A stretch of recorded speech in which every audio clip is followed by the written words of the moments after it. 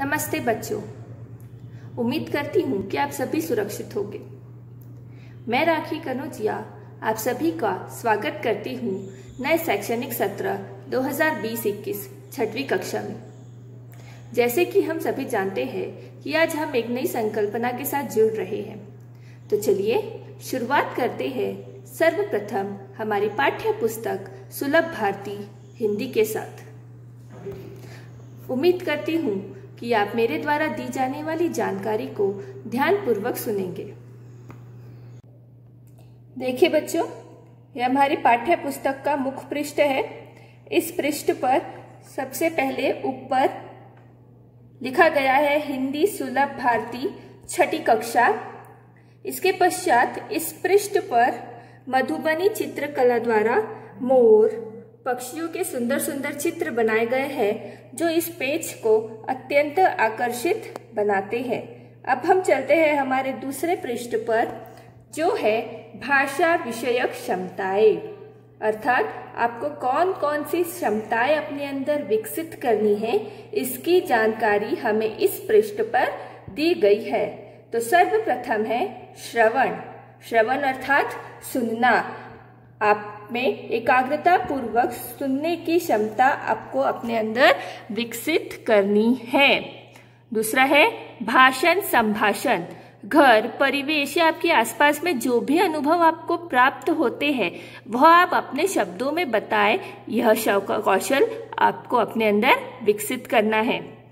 तीसरा है वाचन। कहानी, कविता, संवाद, अनुवाचन, मुखवाचन एवं मौन वाचन। मौन वाचन अर्थात आपको आपके मन में वाचन करना होता है। उसके चौथा है लेखन। लेखन अर्थात लिखना। इसके दो भाग है, एक अनुलेखन और एक शुद्ध लेखन। शुद्ध लेखन आपको सुन के लिखना होता है। शुद्ध अर्थात सुनना। लेखन सुन के लिखना, और दूसरा आपको देख कर लिखना होता है। अब हम चलते हैं पांचवें पर, जो है भाषा अध्ययन अर्थात व्याकरण। बच्चा जब सीखता है तो वह वर्णों का प्रयोग करता है। वर्णों के बाद वह शब्द बनाता है, और शब्द के बाद उसे वाक्य रचना करनी होती है। वाक्य रचना करते वक्त व्याकरण अत्यंत अहम भूमिका निभाता है। हम इस सत्र में लिंग, वचन, उपसर्ग, प्रत्यय, वाक्य भेद, रचना के अनुसार वाक्यों में प्रयोग करना, विकारी शब्द, संज्ञा, सर्वनाम, विशेषण, क्रिया, विराम चिन्हों की पहचान, आपको चिन्हों के नाम सीखना है। उनका वाक्यों में उपयोग कैसे किया जाना चाहिए ये आपको समझना है। शुद्ध उच्चारण, शब्द युग्म, लेखन में उचित प्रयोग करना विराम चिन्हों का, मुहावरे, कहावतों की पहचान, कहावतों का अर्थ समझना, और कहावतों और मुहावरों का उपयोग कहाँ किया जाना चाहिए, यह हम इस सत्र 2020-21 में सीखेंगे। उसके बाद होता है अध्ययन कौशल। अध्ययन कौशल अर्थात उपलब्ध सामग्री के आधार पर चित्र बनाकर उसे शिक्षक देना। आपकी शब्द रचना इसमें विकसित होंगी, आपको जानकारियां प्राप्त होंगी। अब हम बढ़ते हैं हमारे तीसरे पृष्ठ पर, जो है अनुक्रमणिका, अर्थात इंग्लिश में आप इसे इंडेक्स कहते हैं। इंडेक्स को दो भागों में विभाजित किया गया है। पहला पहली इकाई और दूसरा दूसरी इकाई। तो हम सबसे पहले देखते हैं पहली इकाई।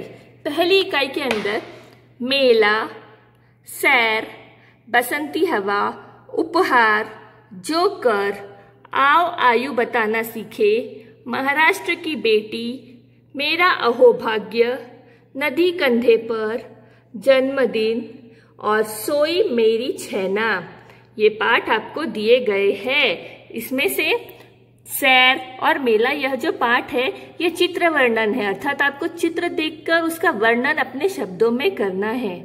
बसंती हवा, बसंत में बहने वाली हवा की जानकारी इसमें दी गई है। उपहार, जोकर, जोकर किस प्रकार हमें हंसाता और स्वस्थ रखता है, यह इसमें बताया गया है।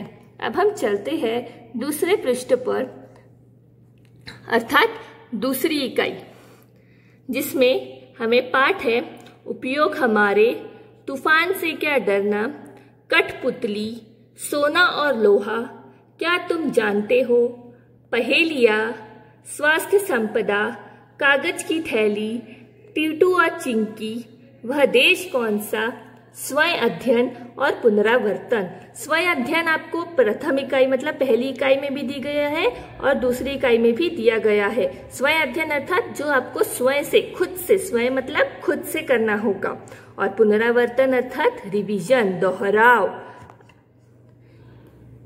अब हम चलते हैं बच्चों मल पृष्ठ पर अर्थात अंतिम पृष्ठ पर। देखिए अंतिम पृष्ठ कितना सुंदर और रोचक है। इस पृष्ठ पर भी मधुबनी चित्रकला द्वारा चित्र बनाए गए हैं, हाथी, गाय, पक्षी, सूरज, जो इस पृष्ठ को, मल पृष्ठ को मुख पृष्ठ से जोड़ता है। धन्यवाद। उम्मीद करती हूँ बच्चों जो जानकारी मैंने आपको दी है आपने उसे एकाग्रता पूर्वक सुना होगा। धन्यवाद।